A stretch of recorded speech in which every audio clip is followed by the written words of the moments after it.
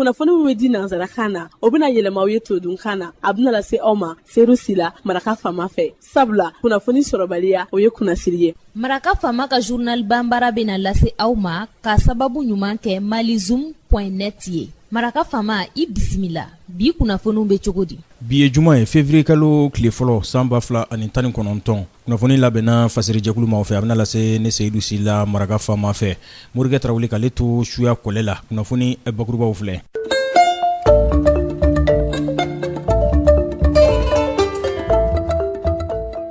Minisiri ɲɛma Sumailu Gube Mayiga jamana ɲɛma Ibrahim Boubacar Keita o tɔgɔ la a ye bisimilali kɛ a tun bɛ hɔn ko fɔ n'o ye waleɲumandɔn hɔn ye ka ɲɛsin jamana forobaca kɛba ɲuman caman ma. Agence nationale de la sécurité sanitaire n'olu ɲɛsin bɛ da dumunifɛnw sanuyali o kɔlɔsili ma n'u ko ma ko ANSA kunungo u y'u ka ɲɔgɔnnajɛrɛ tako 23nan ladalako la u ye o waleya n'u ko ma conseil d'administration san 2019 fɛɛrɛ bolo u ye ɲɛnama kɛ o fɛnɛ la. Jamana ɲɛma Sudan jamana o tɔgɔ la Umar El Beshir kunungo a ko a nɔkun tamabaw ma n'o y'a ka ngwara dabaw ye opposant k'a fɔ k'u k'u yɛrɛ lafiya ko jamana ɲɛma o ka fanga tɛ yɛlɛma bɔlɔlɔ sanfɛ n'o ye réseaux sociaux ye. Donc la kumabaw olu ye nin ye minnu bɛna walawala aw ye sisa daani na aw ni ce maraka faama ka journal banbara lamɛnni la.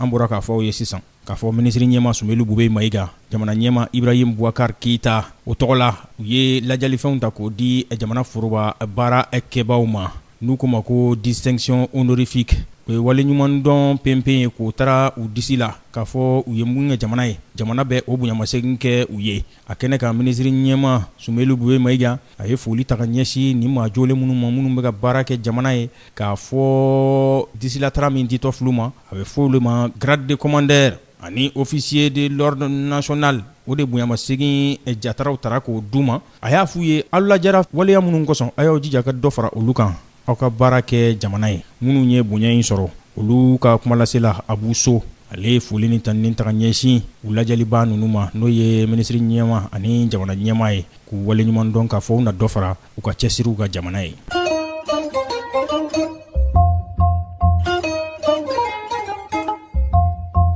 Agence nationale de la sécurité sanitaire des aliments n'o ye cakɛyɔrɔ ye mun ɲɛsin bɛ da dumunifɛnw olu sanuyali sira taamali ma u ko nin de ma bakuruba fɔla ko ANSA u y'u ka ɲɔgɔnnajɛrɛ ta ko 23nan ladalako la u ye o waleya n'an ko ma conseil d'administration a kɛnɛ kan san 2019 o wagande kɔnɔ wari bɔta u ye ɲɛdama kɛ o la a jirala k'a fɔ ko dɔ na fara u ka baarabolo waleya taw kan ka sababu kɛ 100 sarada la a nata 71 murumuru 42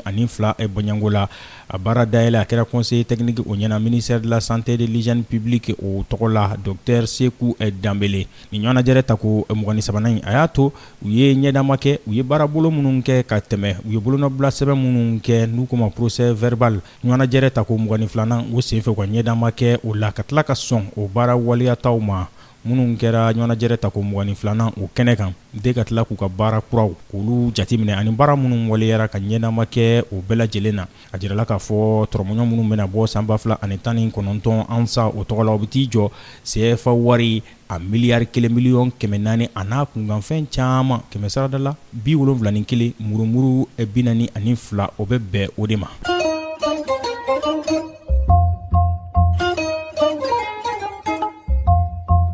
Farafina bundakun kan an b'aw ladɔnniya k'a fɔ Umar El Beshir n'ale ye Sudan o jamana ɲɛmaa ye a kunungo a ye kumakanw ta ka ɲɛsin a ka ngwara dabaw ma n'o ye opposant ye a k'u ma u k'u sɛgɛnnafiɲɛ koyi ka sababu kɛ ko jamana ɲɛmaa o falenni ko o tɛ ɲɛnabɔ réseaux sociaux sanfɛ dɛ bɔlɔlɔ sanfɛ ko ayi k'a tɛ ɲɛnabɔ yen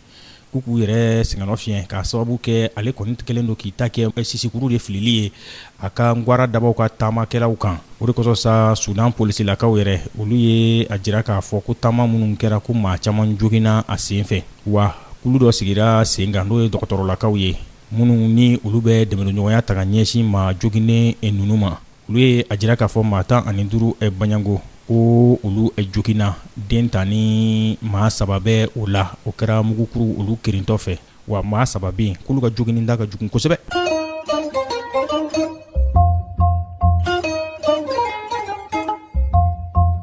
Taama minnu n'u kun bolodalen don Yaoundekaw fɛ yen février kalo tile fɔlɔ tile 2 tile 8 ani tile 9 ko jɛma kɛ ni a ye tile 5 Banyango taama wɛrɛw kɔfɛ Paul Biya ale ye sigilen kɔ jamana ɲɛmaaya la kura ye Cameroun jamana na wa wele bilara maaw ma u ka taama maa min ka wele hukumu kɔnɔna na o de ye a kan gwara daba Paul Biya kan gwara daba kɔni Camerounkaw fɛ yen n'o ye Maurice Kanto ye ni tigɛ dan bɛ ale yɛrɛ kan an bɛ donni minɛ i ko bi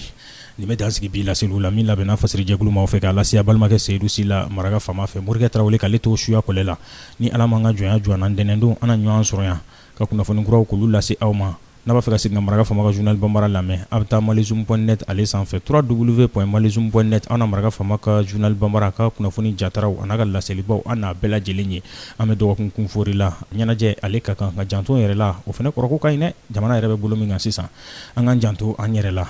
a k'an bɛn ni Ala sɔnna ma. Maraka fama ka bi journal Bambara lasera aw ma ka sababu ɲuman kɛ malizoom.net ye.